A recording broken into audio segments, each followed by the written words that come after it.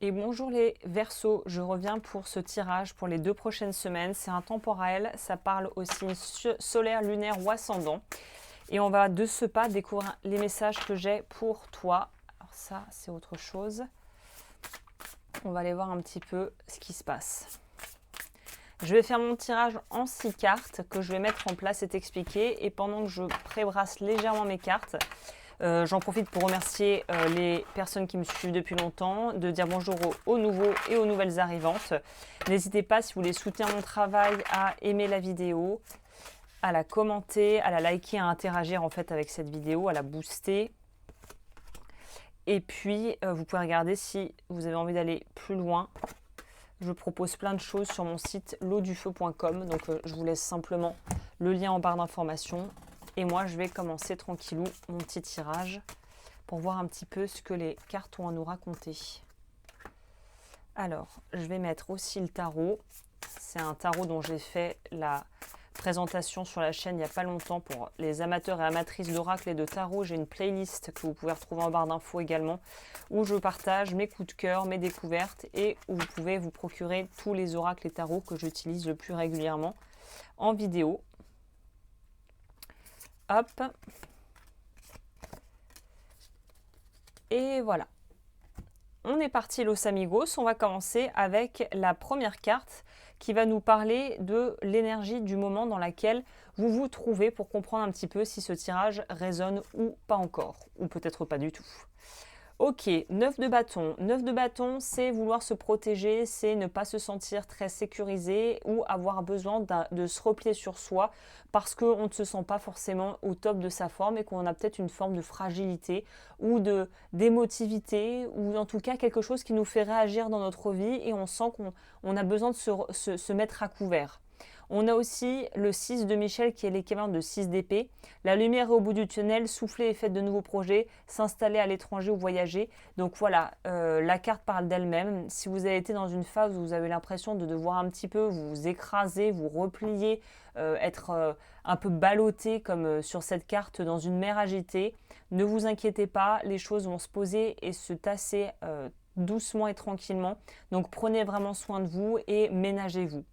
Pour celles et ceux qui voudraient aller un petit peu plus loin, je vais voir... Ah, donc vous, ce qui pourrait un petit peu générer tout ça ou bloquer durant les semaines à venir, c'est le chakra sacré qui est en lien avec la blessure de l'âme du rejet et le vœu karmique d'abandon. Donc si tu veux aller voir un petit peu tous ces concepts, j'en parle sur mon site et aussi sur la chaîne, j'ai fait des vidéos là-dessus. Donc toi, c'est révocation du vœu karmique d'abandon, blessure de l'âme du rejet et je propose des séances audio pour travailler là-dessus si ça te parle dans des séances guidées où tu peux voilà, y retourner autant que tu veux pour déblayer et nettoyer petit à petit tout ce que tu as besoin de travailler. Au niveau de la carte ici, ce qu'il faut laisser derrière soi, on va voir pourquoi c'est si dur de passer cet avant et de passer surtout à l'après.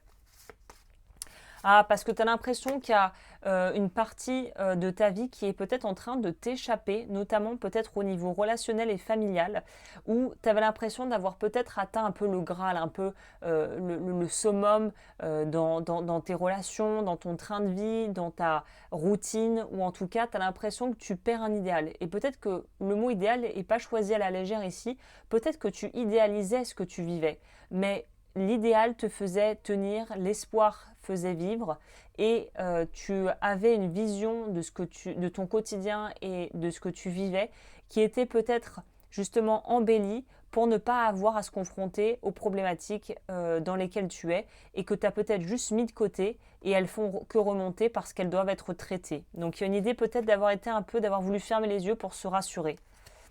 Il est temps de passer à la vitesse supérieure, la logique doit l'emporter sur les émotions. Donc là, on te dit qu'il faut reprendre le cap ici avec cette carte et que justement, peut-être que le défaut ici ou ce qui te porte préjudice, plutôt je le dirais comme ça, c'est d'être trop dans l'émotionnel et trop attaché à une vision de ta vie, de ta vie idéale, de ce que tu aurais voulu créer, de ce que tu voudrais créer, qui n'est peut-être pas réaliste à un certain degré. Ok. Au niveau de ce qu'on peut accueillir et de ce que justement tu peux attirer à toi et découvrir, le 5 d'épée, les limites. tes limites, les limites de quelqu'un, les limites d'un patron, les limites d'un conjoint, les limites d'une amie d'enfance. C'est arriver à pouvoir en fait fricoter avec ses limites et les limites des autres sans que ça soit dramatique en fait. Inutile de vous inquiéter, concentrez-vous sur l'issue heureuse à laquelle vous aspirez.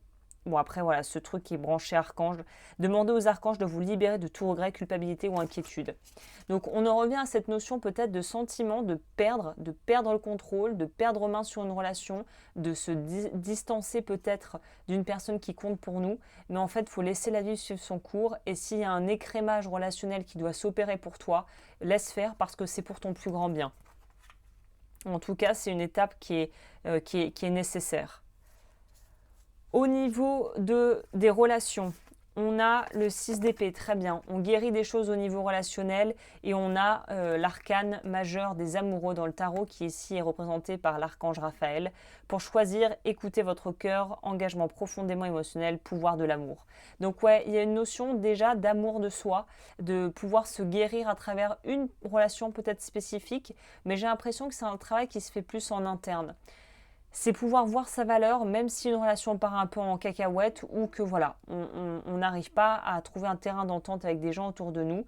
Et c'est pas parce qu'on fait des erreurs qu'on est des mauvaises personnes. C'est ça aussi qu'il faut dissocier. La notion de c'est pas parce que je fais des erreurs que je suis une erreur. Tu vois le truc. Ok. Au niveau des travail projet. Ah bah ça c'est sympa, c'est chouette. L'empereur, ça veut dire qu'on y va, on avance, on est motivé, on a des aspirations, on a des buts, on a envie d'aller vers quelque chose.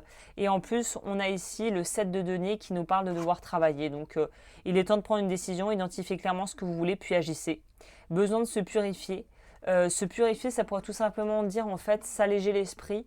Et plus on est dans le stress, généralement, plus la tête se brouille et moins on prend des décisions éclairées. Plus on fait descendre la jauge de stress et la jauge finalement d'activation émotionnelle, plus c'est calme en nous, meilleures seront les décisions. Et enfin, le message de la guidance, qu'est-ce que les guides ont à te dire ? Les guides te disent que, en gros, là, ils vous disent, vous n'êtes pas obligé de relever seul les défis, de l'aide à portée de main. Les pensées négatives ne font pas aller les choses dans le bon sens. Et on a le battleur. Donc on te dit que tu es aiguillé et que le battleur, c'est aussi la capacité d'acter des choses dans la matière, de faire des choses, de créer, mais pas que à l'extérieur aussi. C'est qu'est-ce qu'on crée en soi et ça commence toujours en soi-même. Comment on se parle, comment on pense, est-ce que c'est tout le temps négatif, est-ce que c'est tout le temps des espèces où on ressasse des croyances familiales.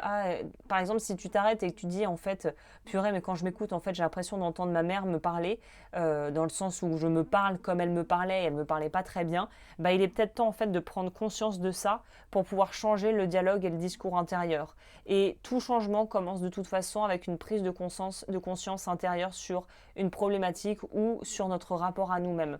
Donc ça commence de l'intérieur et on te dit ici que tu n'es pas obligé de tout faire toute seule ou tout seul. Alright. Et on va boucler avec un message. J'aime bien l'oracle des animaux, je trouve qu'il est assez pertinent aussi. Donc on va voir ce qu'il a à dire pour toi.